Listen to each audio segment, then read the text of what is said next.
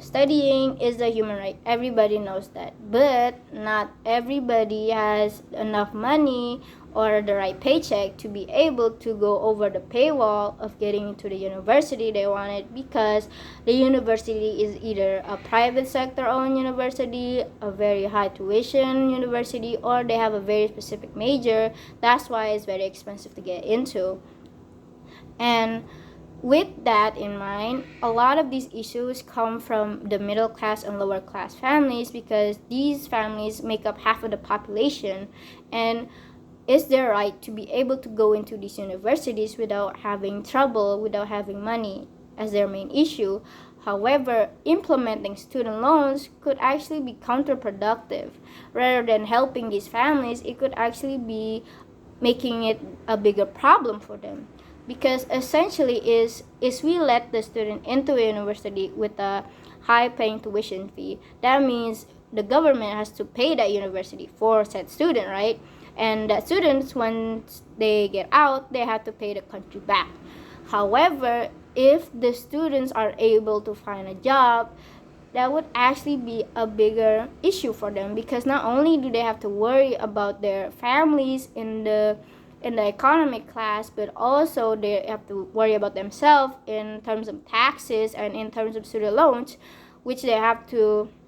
both pay for the country, because they owe them their university fund, which makes it into a bigger problem. Because what if the government actually corrupts and actually make the student loans very restrictive, or actually if the student don't pay a certain amount of time, they would actually increase their student loans, making them live a long life of debt, essentially entrapping them in their own country, which is very hard, and also very counterproductive. Because what if the main reason the student go to a high university is to get out of the country? So in order for them to find a better job with a better money system, what I mean is the money is much stronger there, so if they send their money back to their home country, it actually pays them more. But with the student loans keeping them inside the country, is essentially keeping them away from actually paying off their own debt, which makes into the point on why the system is already good enough. What I mean is the government has already made a bunch of universities with lower tuition fees that makes it accessible to these middle income and lower income families to be able to have bachelor's degree to have a good job. However, that good job needs to be surveillance by the government itself, as in the government itself has to be able to allocate the budgets of these scholarships of these universities to the right places, as in to make a job market that's good for its own people, and to have its own money like rupiah to stay strong and not be weaker than any other country's money, because that would be beneficial to not only its country but to its people. With that, if the students are having a hard time signing up for scholarships because it's very limited or very competitive, then it's essentially the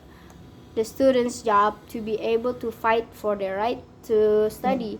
which is why it's a big problem, because the government has already made promises to be able to make those students in those two classes of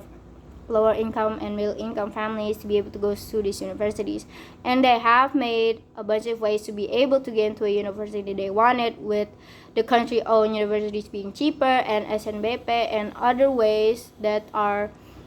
not as big, or they could go into university while working. They offer those jobs, or they offer these families a help like kartu pelajar, like the student gets monthly pay in order for them to still afford their schools, but they don't need to pay it back to the country, because it's their right to get their money, because the reason why they're in these middle income and lower income families is the government. So it's the government's job to have these families be able to afford to have a human right, which is studying. And if we were to implement the student loan system, it would actually be harder, because not only do we have to monitor a lot of students, but we also have to monitor our allocation budget for the country, because if we were to implement, there must be a lot of students who wants to sign up for this student loan system, and that would actually be a much more harder to surveillance, because there's a lot of people. And not only that, what if corruption happens? There's a hard situation to get out of, because not only do you have to surveillance the students, the people, the universities, we also have to surveillance the government itself, because the main issue is the government, whether or not they're doing their job or they're fulfilling their promise. If they don't fulfill their promise, that's a form of corruption, which is very bad for the people they've made false promises for, which cuts back to the fact that our system right now is not perfect. It's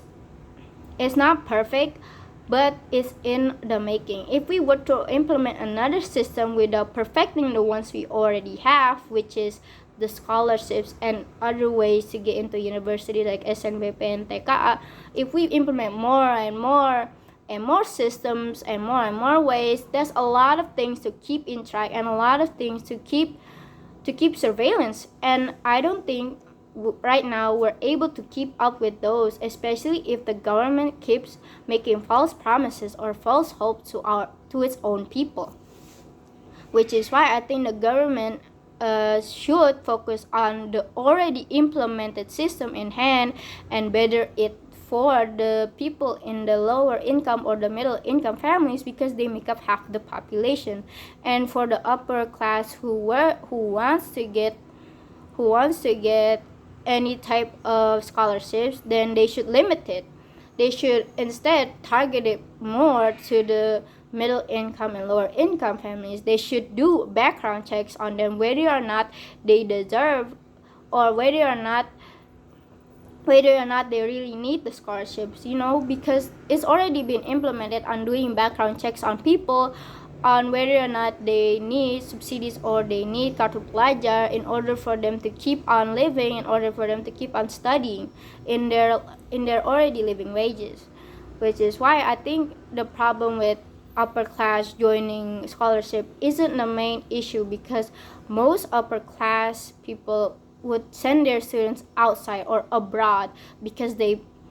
not only is it easier to just pay the university, but also it's much more beneficial to them to go outside of the country instead of inside. Which is why we should focus on the inside of the country, which is the middle class and lower class, and instead of giving them student loans that actually give them more debt in the future, we should actually better our already implemented system and allocate our budget more efficiently. Thank you.